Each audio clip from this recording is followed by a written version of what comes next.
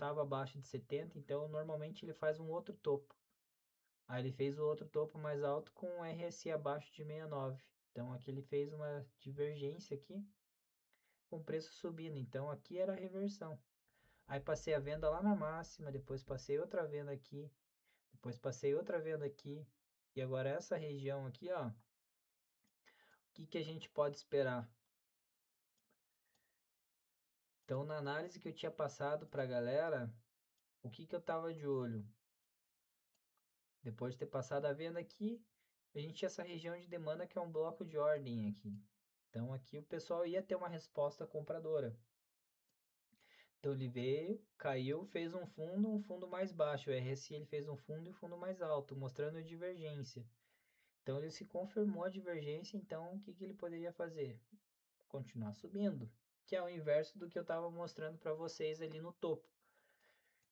Onde que seria o primeiro possível alvo? Nessas regiões aqui, né? Tinha uma resistência aqui, ele até segurou e caiu bastante aqui, depois retornou num bloco aqui, só que esse bloco ele já tinha sido testado nessa movimentação, então caiu forte, mas ele passou um pouquinho e voltou a cair. Então aqui, o que ele pode estar fazendo? O que a gente espera? Ele está fazendo toda essa região aqui tem liquidez presa. E eu tinha comentado com o pessoal que o preço poderia subir até essa região aqui, ó, que tem eficiência do preço, tem uma região de suporte aqui que foi rompida, então trocou a polaridade, ele pode testar como resistência.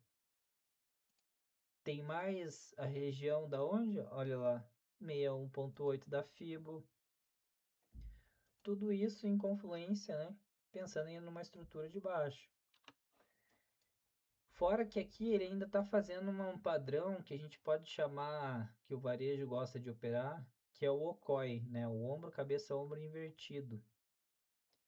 Então ele vem, fez o primeiro ombro, a cabeça, e agora ele pode voltar para cá para fazer um outro ombro, mais ou menos nessa linha aqui desse fundo, né? Então aqui é um ponto de atenção para ele voltar para cá. Aí, lógico que a gente só está falando de análise gráfica aqui, né? Não está considerando fatores macroeconômicos e geopolíticos, não está falando nada, de somente análise gráfica. Então, são coisas que eu começo a mapear no preço e começo a reparar no mercado que está acontecendo de forma global. Ó, de novo, atenção dos Estados Unidos e ao Irã. Aí o petróleo está disparando de novo. Aí isso impacta na economia de novo, a inflação começa a subir. Aí o pessoal vai conseguir manter a taxa de juros? Não vai. Logo, logo eles vão aumentar a taxa de juros. Aí o mercado vai fazer o quê? Vai cair mais ainda. Então, são situações que a gente tem que analisar o que está acontecendo de forma macro e pegar e projetar o que no cenário atual agora nos gráficos, nos preços, o que pode acontecer. Então, essa é uma das coisas que eu estou esperando para o mercado, né, para o Bitcoin agora. E ele seguindo isso, o mercado vai acompanhar junto, né? Ele pode continuar caindo agora, ó, fechando o candle diário às 9 horas.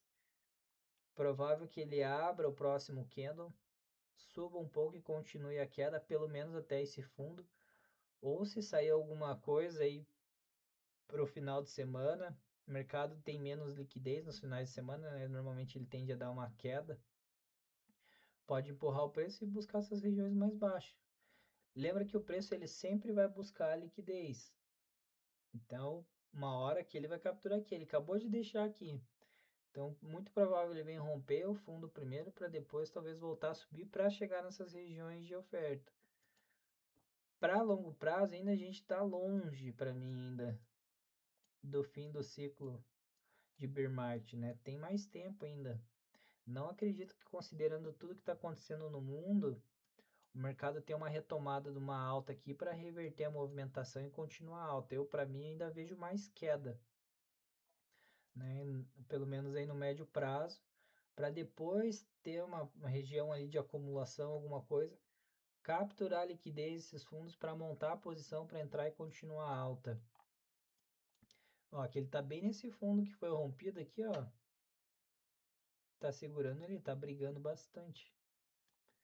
Então, isso que a gente tem que monitorar. E ele só caiu 50 e poucos por cento aqui, né? Ó, 52. Essa região aqui era toda uma região que eu falei pro pessoal que poderia começar a comprar Bitcoin, mas não para montar as posições maiores, tá? Aqui a gente pensa em começar a acumular a longo prazo, considerando o ciclo de alta nos próximos 2 anos e meio, aí 3 anos.